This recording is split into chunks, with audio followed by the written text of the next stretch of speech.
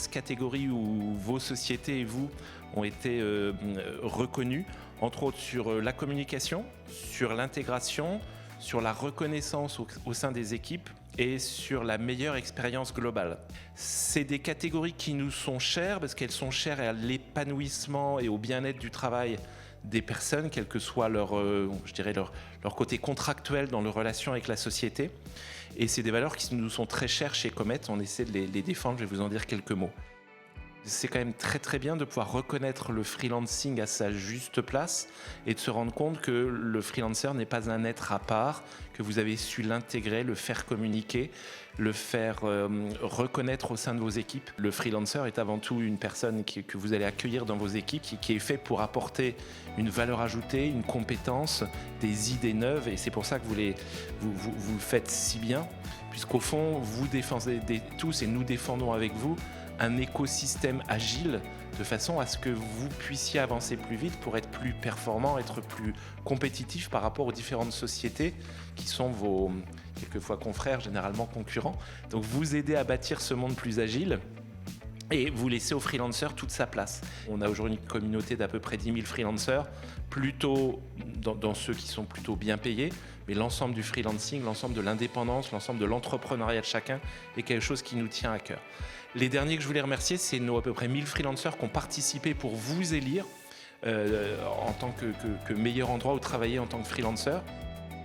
Je trouve que c'est une excellente idée et une belle opportunité pour nous, Allianz, de reconnaître quelque part notre capacité à effectivement intégrer à la fois des prestataires freelance, mais des prestataires tout court. En fait, on n'a pas un traitement de faveur spécifique aux freelance. Je pense que c'est un petit peu dans notre ADN, en fait, de traiter quelque part les collaborateurs, qu'ils soient internes, externes, d'une société, d'une autre.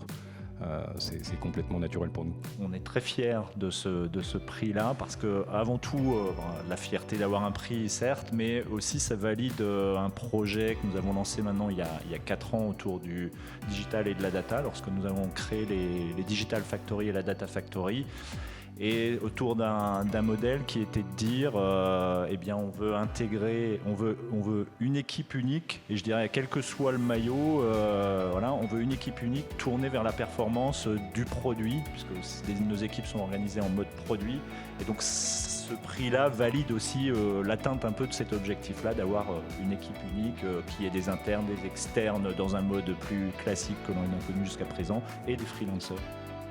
En France, on a la chance d'avoir un écosystème qui se développe rapidement, depuis des années déjà, et ce qui fait qu'aujourd'hui, c'est plus si compliqué d'être indépendant, parce qu'on a des banques, on a des mutuelles, on a des plateformes qui sont dédiées aux indépendants, qui sont conçues pour cette population, et on a beaucoup de contenu qui est créé pour eux. Et ce qui manquait, en revanche, c'était l'adhésion des entreprises. Et ça, j'ai l'impression qu'on l'a depuis 2 ans, on commence à véritablement accéléré. Depuis 2 ans, le recours au freelance, c'est plus un choix par défaut, mais c'est un choix qui est stratégique, parce qu'on a besoin d'experts, parce qu'on est capable de manager des équipes hybrides, on est capable de faire en sorte qu'un statut ne soit plus un frein, mais que ce soit une vraie force, de se dire on fait appel à un talent pour un projet, et plus à un statut en particulier. Alors quand j'ai vu cette initiative, j'applaudis des 2 mains, parce que je pense que ça va faire un tas de bons rebondissements pour tout l'écosystème indépendant. Ça devrait faire 2 choses. Déjà, les entreprises qui sont gagnantes, les lauréats ce soir, moi je vous encourage à partager vos bonnes pratiques, à la fois en interne, parce que vous êtes des grands groupes et certainement que tout l'enjeu c'est d'arriver à faire en sorte que ça se déploie massivement en interne, et puis en externe, parce que c'est comme ça que ça avance en fait, c'est en partageant des cas concrets, d'études de cas, sur comment vous avez réussi, vous, à devenir leader sur ce sujet-là. Et puis la deuxième chose, du coup, les entreprises qui, elles, ne sont pas distinguées ce soir, celles qui n'ont pas été mentionnées, celles qui ne sont pas récompensées, celles qui n'apparaissent pas dans le classement, elles vont certainement s'en inspirer pour demain y figurer. Et tout l'enjeu, c'est que la cause progresse ensemble, grâce à vous, grâce aux bonnes pratiques que vous pourrez partager. Et je crois que ce classement, il permet de mettre en place une forme de concurrence assez saine, parce qu'en fait, on distingue des entreprises qui vont bénéficier d'attractivité auprès des meilleurs talents en disant, en fait, tu peux aller bosser là parce que les gens vont bien t'accueillir, ils vont pouvoir valoriser ton travail, ils vont te payer à temps, tu auras une bonne équipe dans laquelle tu vas bien te sentir. Et donc, c'est assez chouette. Votre objectif, c'est de trouver les bonnes ressources, où qu'elles soient, freelance ou pas freelance. Il se trouve que dans les freelances, il y en a beaucoup et que c'est une tendance de fond et qu'il y en a de plus en plus qui vont vers ça. Donc de les trouver, de les séduire, les convaincre que notre projet est intéressant pour eux et qu'ils sont intéressants pour nous aussi, et ensuite de les fidéliser. Et donc c'est un savoir-faire que l'on a développé au niveau des managers. Donc ça, c'est le premier élément. Après, c'est pas tout développer ce savoir-faire avec des hommes. Donc aujourd'hui, on a une équipe de managers qui sont capables et qui maîtrisent les clés et les leviers qui vont attirer les freelances. Dans les leviers, sans parler nécessairement du levier financier, parce que c'est vrai aussi pour un interne, le salaire c'est une chose, mais ça ne fait pas tout, et on le voit de plus en plus dans les générations actuelles. La deuxième clé, c'est le sens que l'on donne à notre projet. C'est-à-dire que quand je viens le matin au boulot, que je sois freelanceur ou que je sois interne, je viens amener une contribution. Pourquoi ? Et est-ce que ça a du sens derrière tout ça ? Et on arrive à attirer des freelanceurs parce qu'en fait, ils sont plutôt séduits par l'importance que l'on donne à leur travail et la vision, les perspectives, etc. De demander aux freelancers qui travaillent actuellement chez nous, sachant qu'en ce moment on en a de Comet une quinzaine. Je prends quelques minutes pour lire leur retour. Alors, vous êtes toujours proche et à l'écoute des freelances quand ça se passe bien ou mal. Vous donnez des responsabilités aux freelances, même si ce n'est pas des personnes internes, chose qu'on ne retrouve pas systématiquement chez les autres sociétés.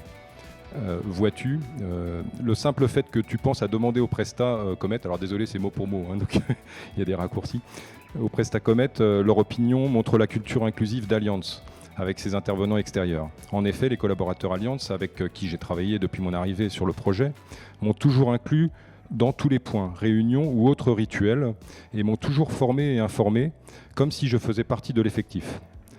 À tel point que la question « mais tu es interne ?» revient souvent sur le tapis, tant l'inclusion est évidente et forte. D'accord, donc je trouve ça très, très plaisant parce que finalement c'est... Voilà, j'en ai une un peu plus longue, mais je vais essayer de la lire vite. L'ambiance au sein de la squad est vraiment superbe. Je sais que les choses n'étaient pas toujours comme ça avant dans cette squad, mais là je suis totalement satisfait. Il n'y a pas de distinction entre moi, freelancer, et les autres internes. Et le fait d'avoir un environnement où je peux partager mon savoir-faire est toujours le bienvenu. Personnellement, j'aime beaucoup le défi dans la squad et je suis bien servi. Les technologies qu'on utilise sont intéressantes, mais on doit maintenir les anciennes applications. Mais dès qu'on peut, on les met à jour. On a réussi à transformer 70% du patrimoine de la squad. Le fait de nous intégrer dans les invitations qu'on reçoit de la part de la Allianz France Craft Community, je vais expliquer un petit peu plus tard ce que c'est, pour participer aux différentes présentations est un grand plus. Ça nous permet d'enrichir nos connaissances et de rester à jour avec les dernières nouveautés. Du côté travail, on nous donne le temps suffisant et d'ailleurs, chacun estime ses propres tâches. Voilà, juste pour te dire que le prix reçu de la part de Comet est 100% mérité. Donc chez Allianz, nous, déjà là, tout ce qui est inclusion, comme je l'ai dit un petit peu en introduction, c'est dans notre ADN. D'ailleurs, c'est une des raisons pour lesquelles qui me retiennent encore chez Allianz, c'est cette capacité et la diversité des profils. Il faut savoir que par exemple, au siège Allianz, on a 70 nationalités représentées. Donc c'est un vrai combat pour nous, la diversité. Et je pense que c'est apprécié finalement de toute personne qui nous rejoint, qu'elle soit interne, comme je l'ai dit, ou externe. Les gens avec qui vous travaillez, les indépendants, c'est pas que pour la techno, c'est pas que pour le salaire, c'est pas que pour le lieu. Globalement, ce que vous promouvez, ce qui devrait être la norme, c'est que les gens soient heureux d'aller au travail et que ça soit un bon moment à passer efficace. Ils apportent, si je comprends bien la question de Benjamin, un côté de diversité dont vous parliez entre autres chez Allianz.